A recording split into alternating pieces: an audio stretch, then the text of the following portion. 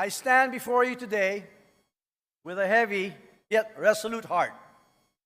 Recent events compel me to address not only the accusations that have been hurled against me personally, but also the attacks on the institution we hold sacred, the House of Representatives, the heart of our democracy and the voice of the Filipino people.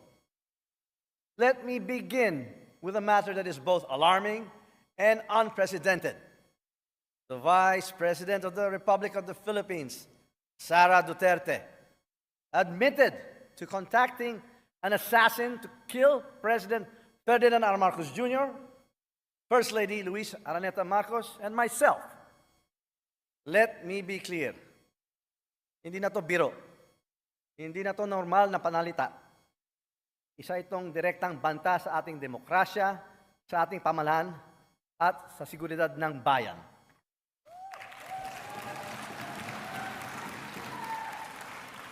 Such statement is not just reckless, it is dangerous.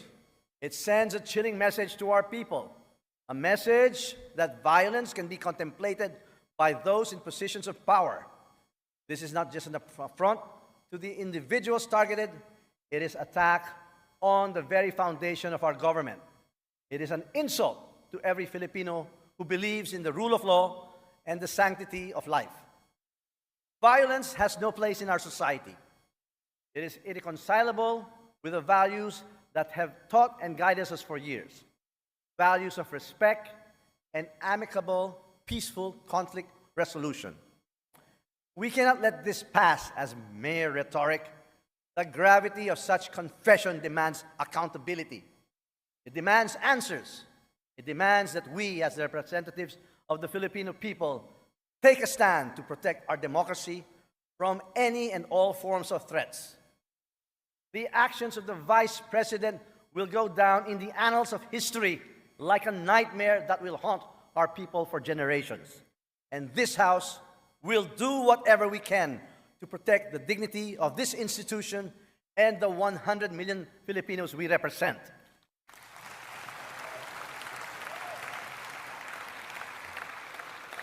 Now, let us address another serious matter. The Vice President's unfounded and baseless accusations that I am plotting to destroy her because of alleged political ambitions for 2028 elections. My colleagues, these accusations are not only untrue, they are a desperate attempt to distract from the real issues at hand. Malinaw ang katotohanan. Ang trabaho ko bilang speaker ay maglingkod, hindi manira. Ang politika na paninira ay hindi kailanman naging bahagi ng aking prinsipyo.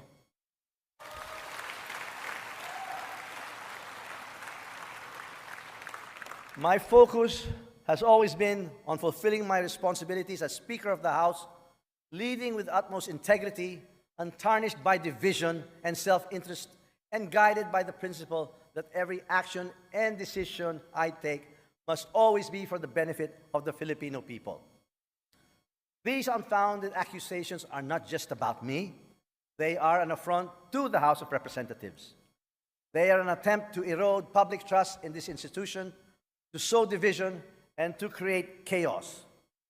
We choose unity over division, dialogue over conflict, and cooperation over confrontation. Why these baseless accusations? The answer is simple: to divert attention from the mounting evidence of fund misuse under her leadership at the Office of the Vice President and Department of Education. The issues surrounding confidential and intelligence funds, the questionable disbursements, and the lack of transparency demand answers. We will not tolerate and accept vague explanations and evasive responses. Kung wala kang itinatago, bakit hindi sagutin ang mga tanong? Karapatan ng taong bayan na malaman ang katotohanan. Accountability is not optional. Transparency is not negotiable. Those entrusted with public funds must be prepared to explain where it was disbursed and how these resources were utilized. Hindi ito personal.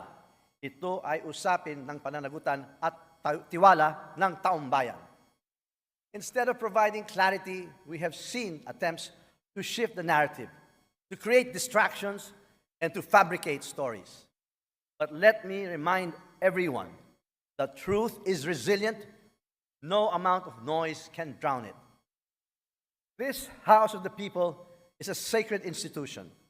It is the embodiment of the people's will, and its dignity must be upheld at all times. Ang Kongreso ay sagrado. Ang mga patakaran at seguridad dito ay hindi nilalabag.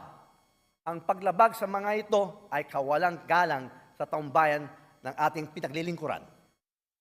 Disrespect for the protocols, security measures, and leadership of this institution is not just a breach of rules, it is a breach of trust. To mock our protocols, to defy our orders, and to malign our leaders is to disrespect the Filipino people who elected us to serve. This House operates on the principles of the rule of law, transparency, and accountability. These principles are the bedrock of our democracy. To undermine them is to weaken the foundation upon which our nation stands. My colleagues, I call on you to stand with me in defending this institution.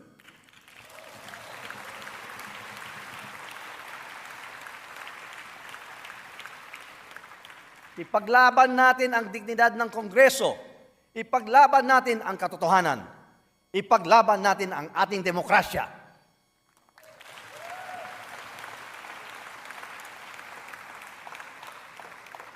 This is not about personal interests. It is about preserving the integrity of the House of Representatives and ensuring that it remains strong and a credible voice for the Filipino people. To the Filipino people, I assure you that this House will not waver in its commitment to transparency, accountability, and service. We should not allow individuals to ruin this great nation with their manipulative tactics, their troll armies, or their few blind followers. We owe it to the Filipino people to remain steadfast in our mission to pass laws that improve lives, protect freedoms, and ensure a brighter future for all. Finally, I reaffirm my unwavering support for President Ferdinand R. Marcos Jr. and his administration.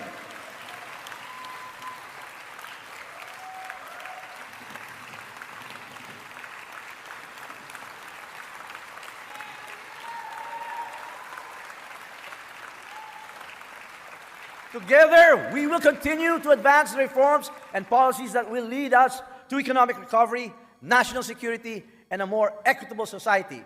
Ang laban na ito ay hindi tungkol sa akin, hindi tungkol sa inyo, kundi para sa ating bayan at sa kinabukasan ng bawat Pilipino.